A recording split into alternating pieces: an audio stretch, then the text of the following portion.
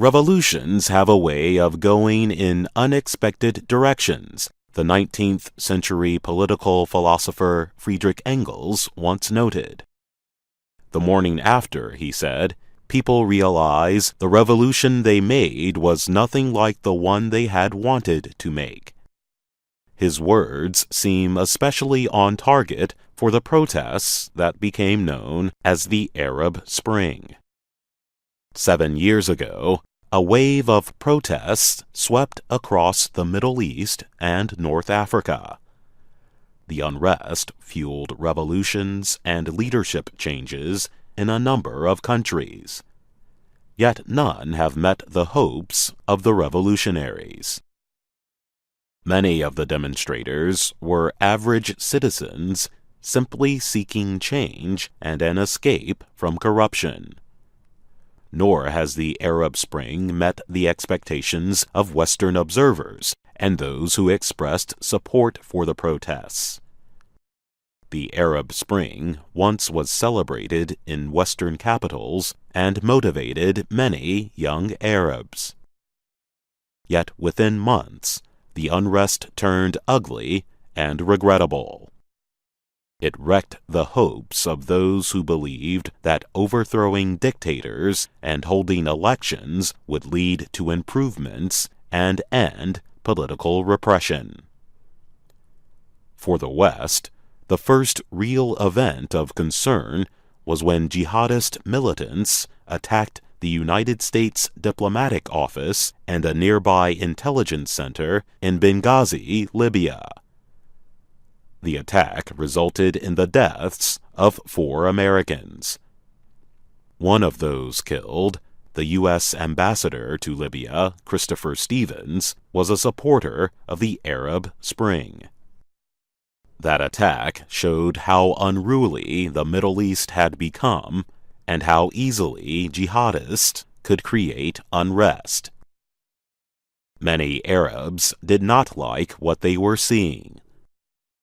They had hoped the Arab Spring would lead to greater personal freedoms and improved living conditions.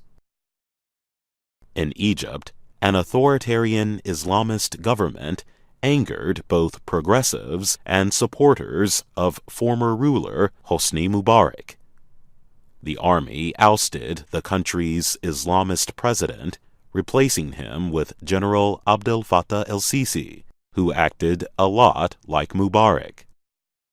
El-Sisi ordered the arrest of a former army general who planned to compete against him in Egypt's next presidential election. The former general is the 4th possible candidate to be detained in what appears to be a state campaign to drive would-be opponents from the race. Egypt watchers say el-Sisi and his allies appear firm about wanting a trouble-free vote. Activists say such an election would be an insult to the 2011 demonstrations. 7 years have passed since Libyans ousted Colonel Moammar Gadhafi as the country's leader.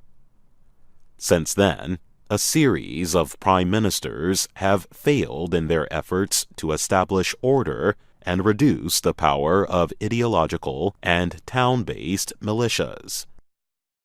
Fighters allied with the Islamic State group have seized territory along Libya's coast. They have executed their enemies and Christians. Yemen's political unrest has led to civil war, starvation, and empowered extremists. Opposing sides have appealed to outside powers, such as Saudi Arabia and Iran, for help. In Syria, the government's repression of nonviolent reform protests gave way to an armed rebellion. The unrest led to the intervention of foreign powers, including Russia, the United States, Iran, Saudi Arabia, Turkey, and Qatar. The Syrian conflict was quickly distorted by the rise of the Islamic State group and clashes between Islamists and moderates. With hundreds of thousands of people dead, there is still no end in sight to the fighting. With the collapse of governments and the breakup of Arab states, religious leaders and extremists filled the void. Progressives and moderates were unprepared to deal with the situation, and Western countries lost hope, observers say. John Bradley wrote the book After the Arab Spring: How Islamists Hijacked the Middle East Revolts. He argued early on the West and progressive Arabs were guilty of wishful thinking and too quick to praise the roots of the Arab Spring. Others believed the Arab Spring could have ended differently. Matthew Partridge wrote a critique of Bradley's book. He noted, "America and Europe need to lead from the front, not from behind." Another observer, Bill Lawrence, has said the West was as much an onlooker as a player in the Arab Spring. Lawrence once worked at the International Crisis Group, a New York and Brussels-based research organization. He argues that a big mix of forces came together in the region to express rage over hopeless economics, corruption, and abusive government.